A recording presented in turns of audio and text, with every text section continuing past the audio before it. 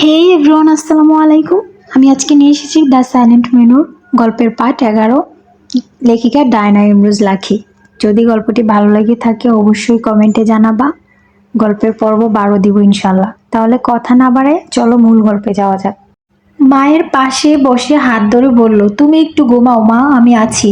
রহিমা দুর্বল কণ্ঠে বলল, তুই যদি না থাকিস আমি ঘুমাই কেমনে রে? আমি আছি তো মা, তোমায় ছাড়বো না মা।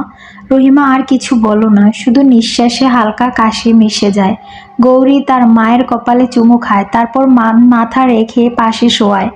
বাইরে তখন কুয়াশা ঘন হয়ে গেছে, দূরে গাছের মাথা পর্যন্ত দেখা যায় না। শীতের কামড়ে গৌরীর আঙুল অবশ, তবু সে মায়ের হাত শক্ত করে ধরে আছে, যেন ছিঁড়ে দিলে মাটির ফেটে তার ভেতরে চলে যাবে। হঠাৎ লণ্ঠনের শিখা নিভে যায়। ঘরটা অন্ধকার, শুধু কুয়াশার মধ্যে বাতাসের গর্জন আর তার মায়ের নিঃশ্বাসের শব্দ।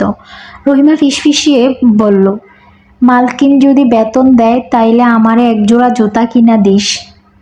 ঠান্ডায় মাটিতে পা রাখন যায় না। এনে দিব মা। কিছুক্ষণ পরে ঘরে নিস্তব্ধতা। গৌরীর চোখের জল গড়িয়ে পড়ে তার মায়ের আঁচলে। লণ্ঠন নিভে যাওয়ায় গৌরীর কান্নার শব্দ মিশে যায় শীতের বাতাসে। পুরো আলিমনগর ঘুমিয়ে আছে এখন, কিন্তু একটা মাটির ঘরে এক মেয়ে জেগে আছে। গৌরী একটু পর পর মা নিঃশ্বাস নিচ্ছে কিনা দেখছে। নিঃশ্বাস নিচ্ছে দেখে গৌরী স্বস্তি পায়। তার কপালে হাত রেখে দেখলো জ্বর কমেছে কিছুটা। গৌরী অশ্রুসিক্ত নয়নে ফিসফিস করে মাথা নিচু করে বলছিল, তুমিও ঘুমাও মা, আমি তোমাকে ছাড়বো না কোনোদিন। ভোরবেলা পূর্ব আকাশের দিগন্ত রেখা তখন ম্লান নীল থেকে ধীরে ধীরে হালকা কমলা রং নিচ্ছে। বাতাসে শিরশিরিয়ে নরম গন্ধ, মাটির গন্ধে মিশে আছে অদ্ভুত এক প্রশান্তি। দূরে পাখিরা কিচিরমিচির করে নতুন দিনের আগমন ঘোষণা দিচ্ছে। চৌধুরী নিবাসনের দোতলার ঘরে ঘুম ভাঙল মীরের। চোখ খুলতে জানালার ফাঁক দিয়ে আসা আলো পড়ল তার মুখে। হালকা হেসে মীর বলে উঠল, মাথার কাছে রাখা ঘড়ির কাঁটা তখন 7টা ছুঁই ছুঁই। ঘরের ভেতরে হালকা ঠান্ডা বাতাসা খেলছে পর্দায়। ঘা জাকিয়ে মীর উঠে দাঁড়ালো, মৃদু হাই তুলে জানালার বাইরে তাকালো।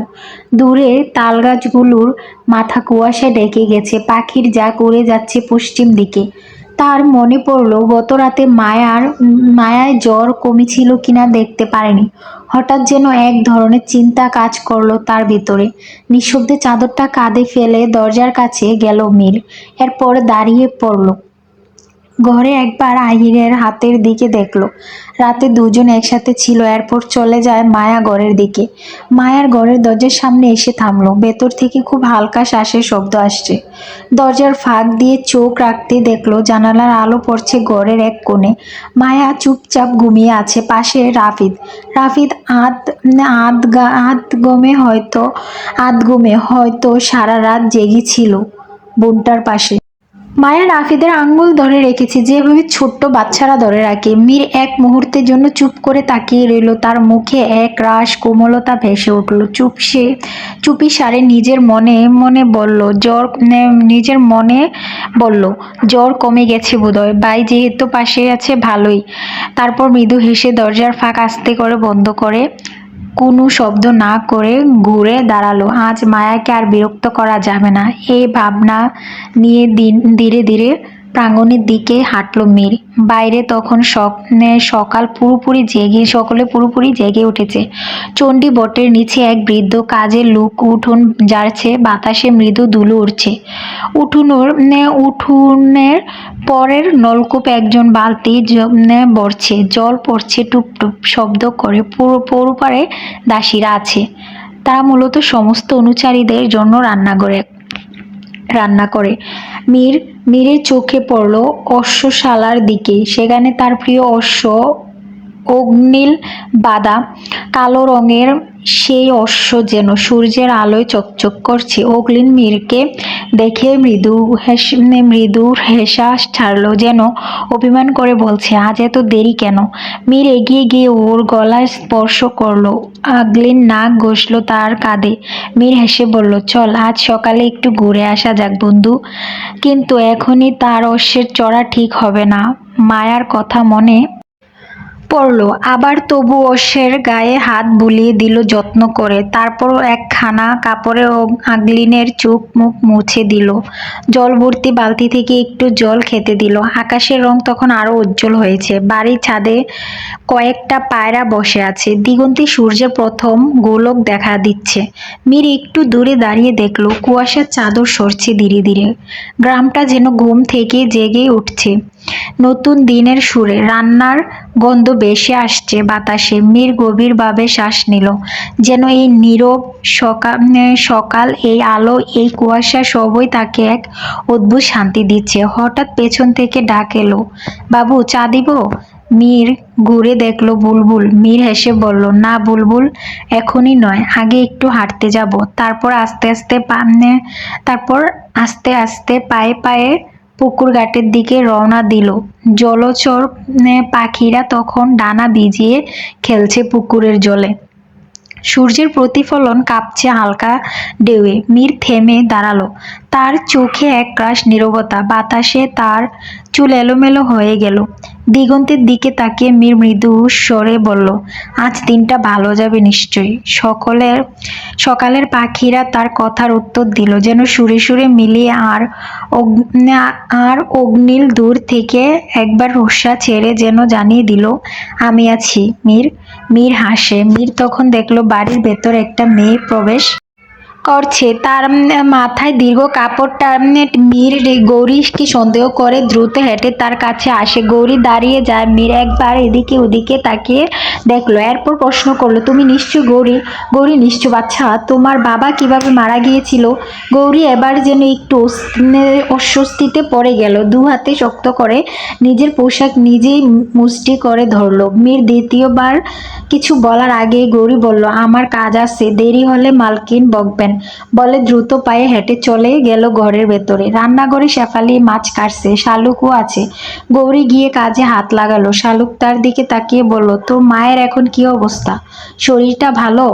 আগের মতোই আছে, অনেকবার ডাক্তার দেখানো উচিত। তাহলে দেখা, আপনি এই মাসের বেতনটা দিলে দেখাবো। শালুক নিশ্চুপ রইল, তার হাতে চায়ের পাতিল ছিল। নিচু সরে গৌরীকে বলল, সবাইকে চা দিয়ে আয়, উপরে মায়া আছে, ওকেও দিস, অতিথি আছে, তাদের দিতে ভুলে যাস না আবার। গৌরী মাথা আওড়ালো, আচ্ছা। গৌরী চা হাতে নিয়ে দোতলায় গেল। বাড়ির লোক অতিথি কোন দিকের ঘরে থাকে সে জানে না, স্থির হয়ে দাঁড়িয়ে একদিকে চলে গেল, একটা ঘরের সামনে গিয়ে দাঁড়ায়। ঘরের দরজাটা হাট করে খোলা ছিল। গৌরী ভেতরে প্রবেশ করে টেবিলের উপর চায়ের ট্রে রাখলো, এক কাপ চা হাতে নিয়ে বিছানার দিকে ঘুরে তাকালো। আহির ঘুমাচ্ছে চিত হয়ে, ডান হাতটা সোজা করে রাখা, গায়ের কম্বল গৌরী চিনতে পারে। চায়ের কাপটা সে হাত থেকে রেখে দেয়, এরপর সোজা চলে যায় রান্নাঘরে। কিছু চা পাতা বেটে নিল, কুসুম গরম জল নিল, এরপর পুনরায় আহিরের ঘরে চলে আসে। ধীর স্থির ভাবে আহিরের হাতে পট্টি খুলে দেয়, ক্ষতস্থানটি পুনরায় পরিষ্কার করে দিল, বেটে আনা চা পাতা ক্ষতস্থানে দিল, পুনরায় পট্টি বেঁধে দিল। গৌরী মনে মনে বলল, নিশ্চয়ই বাড়ির অতিথি, খেয়াল রাখার মতো বোধহয় কেউ নেই, সবাই তো ব্যস্ত। এক কাপ চা টেবিলে রাখলো, বাকি চা ট্রেতে করে নিয়ে চলে যেতেই পেছন থেকে মলিন কণ্ঠ ভেসে আসে, গৌরী, আমার ক্ষতবিক্ষত জায়গাটি পূর্ণ করে দেওয়ার জন্য শুক্রিয়া। গৌরী থমকে দাঁড়িয়ে পড়ল। আহির সজাগ এতক্ষণ সবকিছু টের পেয়েছে, গৌরী বুঝতে পারল না, নিজের কাছে নিজের জন্য লজ্জিত হচ্ছে। কিন্তু এখানে লজ্জার কি আছে? একজন অসুস্থ ব্যক্তির সেবা করা উত্তম কাজ। গৌরী ঘর থেকে চলে যেতে চাইল, আহির ফের দাঁড় করিয়ে বলল, আমার হাতের পট্টি ভালো করে পেঁচানো হয়নি, খুলে যাবে, এটা ঠিক করে দিয়ে যাও। গৌরী দাঁতে দাঁত চেপে ঘুরে তাকালো, ট্রেটা রাখলো। আহির খাটের পাশে উবু হয়ে শুয়ে আছে, হাতটা আগ বাড়িয়ে এগিয়ে দিল। গৌরীর পা আধবাজ করে বসে হাতের পট্টি খুলে ফেললো। আহির তখন বলল, আমি এতক্ষণ সজাগ ছিলাম, চোখ আধখোলা ছিল, তোমাকে আমি আগেই দেখেছি, বাধা দেইনি, ভালোই লাগছিল তোমার যত্ন। গৌরী চুপচাপ তার কাজ করলো, আহিরের কোনো কথার প্রতিক্রিয়া করলো না। গৌরী উঠে দাঁড়ালো, যাওয়ার জন্য আহির শোয়া থেকে উঠে দাঁড়ালো। গৌরী গৌরীর সামনে দাঁড়িয়ে বলল, তুমি কথা বলতে পারো না? গৌরী পাশ কেটে যেতে চাইলে আহির হাত বাড়িয়ে বাধা দেয়। জবাব না দিয়ে কোথায় যাচ্ছ? তুমি সত্যিই কথা বলতে পারো না? কোনো জবাব নেই গৌরীর। কথা না বলতে পারলেও একটা সুবিধা আছে, সুন্দরী মেয়েরা রঙে ঢঙ্গে কথা বলে, কথা শুরু করলে থামে না, মশার মতো বনবন করতেই থাকে। গৌরী এবারও চুপচাপ। আহির পুনরায় বলল, থাক, তোমাকে বিরক্ত করব না, করো তোমার কাজ করো, দরকার পড়লে আমি তোমার সাথে কথা বলে নেব। গৌরী চলে যায়। আহির একা একা হাসলো। সকাল গড়িয়ে যায়। মায়া ঘুম থেকে উঠেছে বেশ কিছুক্ষণ। রাফিদ উঠিয়েছিল। শেফালি এসে গরম দুধ আর রুটি সাথে বাজি দিয়ে গিয়েছিল। সকালের খাবার। তার মনটা উদাসীন। সে জানে পুরোপুরি সেরে উঠলেই বিয়ের আয়োজন শুরু হবে। তাকে একজন অচেনা অজানা ব্যক্তির হাতে তুলে দেওয়া হবে। ইচ্ছে না থাকা সত্ত্বেও তাকে এই বিয়েতে রাজি হতেই হবে। তার ঘরের দরজাটা খোলা ছিল। গৌরী অনুমতি নিয়ে প্রবেশ করলো। মায়া গৌরীকে দেখে বলল, তুই এখানে? মায়ের শরীরটা ভালো না, তাই আমাকে আসতে হলো। শুনেছি তোর শরীর ভালো না, এখন কি অবস্থা? ঠিক আছি। দেখে মনে হচ্ছে অনেক দিন ঘর থেকে বের হোস না। চল বাইরে থেকে ঘুরে আসি। কোথায় যাব? কোথায় আর? পুকুর পাড়ে। মায়া রাজি হলো। দুজনে পুকুর পাড়ে গেল। পুকুর জলে হাঁস মনের আনন্দে সাঁতার কাটছে। নীরব জল ওদের সাঁতারে ঢেউ তুলছে। সূর্যের কিরণ পড়ছে জলে জলে যা জল থেকে তার আলো প্রতিফলিত হলো গৌরীর মুখে। দৃষ্টিতে দেখলো আহির।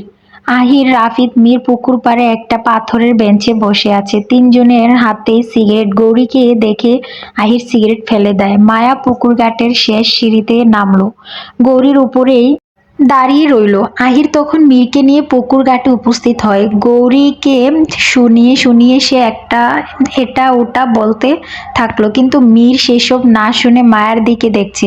তখন মায়ার শরীরের অবস্থা জানার জন্য তার ঘরে যেতে চাইলে থমাস তার সামনে উপস্থিত হয়। মীরের সাথে কথা আছে বলে দূরে নিয়ে যায়। অতঃপর এখন দেখছেন মায়াকে হাস্যোজ্জ্বল মুখ। তার জ্বর নেই বলে ধরে নিল মীর। আহির এটা ওটা বলতে বলতে পেছন সরতে থাকলো। বেখেয়ালি ভাবে ঘাটের উপর থেকে নিচে সিঁড়ি বেয়ে গেছে। আহির আর একটু পেছনে গেলেই পড়ে যাবে। মীর মায়ার দিক থেকে দৃষ্টি সরিয়ে আহিরের দিকে নিতেই সে পা পিছলে পড়ে যেতেই গৌরী চেঁচিয়ে হাত এগিয়ে বলল, সামলে। মীর ধরে ফেলে আহিরের হাতটি। মায়া আতঙ্কিত হয়ে উঠল। রাফিদ দৌড়ে আসে। আহির স্তব্ধ হয়ে গেল। মীর বলল, এখনই পড়ে যেতিস, মন থাকে কই, চল এখান থেকে। তারা তিনজন চলে যায়। আজ শুক্রবার, জুমার দিন। জোহরের আজান এখনো পড়েনি। আজান দিতে দিতে এখনো 15 মিনিটের মতো বাকি। শুক্রবার বলে আহির আজ বাহিরে বের হয়নি তদন্ত করার জন্য। চৌধুরী বাড়ির ছাদে তারা আড্ডা দিচ্ছে। রাফিদ রেলিং ধরে প্রকৃতি দেখছে। আহির বেতের চেয়ারে বসা, তার সামনে মীর। মীর একটা সিগারেট ধরিয়ে বলল, জানিস রাফিদ, মোহিনী ওর সিদ্ধান্ত জানিয়েছে। সেও প্রেমে হাবুডুবু খাচ্ছে। ভাবতে অবাক লাগছে। রাফিদ বলল, কি বলছিস? সত্যি বলছিস নাকি? আমি মিথ্যা বলবো কেন? চিঠিতে ওর উত্তর জানিয়েছি। চিঠিটা আমার কাছে আছে, তুই দেখতে পারিস। আহির বলল, ভালোই হলো। প্রেমে সফল হ, বিয়েটা শিগগিরই করে নে, আমি যাতে দেখে যেতে পারি। তাদের কথোপকথন শুনে নেয় মায়া। গৌরী আর সে ছাদে এসেছিল কাপড় শুকাতে দেওয়ার জন্য। মায়ার ভেতরটা ভেঙে গেল। গৌরী মায়ার অভিব্যক্তি দেখে কিছু বুঝতে পারলো। এরপর তাকে নিয়ে ছাদ থেকে চলে যায়। আহির, রাফিদ, মীর জুমার নামাজের জন্য গোসল শেষে তৈরি হয়ে নেয়। আহির কালো রঙের পাঞ্জাবি পরলো। মীর এবং রাফিদ সাদা রঙের পাঞ্জাবি পরে নেয়। মীর তার ঘর থেকে বের হতেই দেখলো ফ্লোরে কিছু একটা পড়ে আছে, একটা ভাঁজ করা পৃষ্ঠা। হাতে তুলে নিল পৃষ্ঠাটি। এটা সেই চিরকুট যেদিন উত্তরপাড়া থেকে আসার সময় এক অচেনা লোক দিয়েছিল। মীর চিরকুটটি ড্রয়ারে রেখে দিল। তখন মনে পড়ে চিরকুটে একটি চিত্র আঁকা ছিল, যেটা সেদিন বোঝা যায়নি অন্ধকারের জন্য। মীর ড্রয়ার খুলে চিরকুটটি খুলল। চিত্রটি দেখলো একটি পুরনো প্রাসাদ। আশ্চর্যের বিষয় হলো প্রাসাদটি ঠিক উত্তরপাড়ার সেই প্রাসাদটির মতোই। মীর স্তম্ভিত হয়ে গেল। ঠিক তখনই মসজিদ থেকে আজানের সুর ভেসে আসে। বিদ্রোহ দ্য সাইলেন্ট ম্যানর বইটি অসম্পূর্ণ কেন? এর রহস্য ফ্ল্যাশব্যাকে দেয়া হবে। বর্তমানে পর্ব 12-তে 12 এর মধ্যে একটা টুইস্ট আছে, যেটি ফ্ল্যাশব্যাক শেষে বুঝতে পারবে। এরপর শর্ট করে উপন্যাসটি শেষ হবে ইনশাআল্লাহ। সকলের গঠনমূলক মন্তব্য আশা করছি। যদি ভালো লেগে থাকে গল্পটি, কমেন্টে অবশ্যই জানাবা। পর্ব 12 দিব ইনশাআল্লাহ।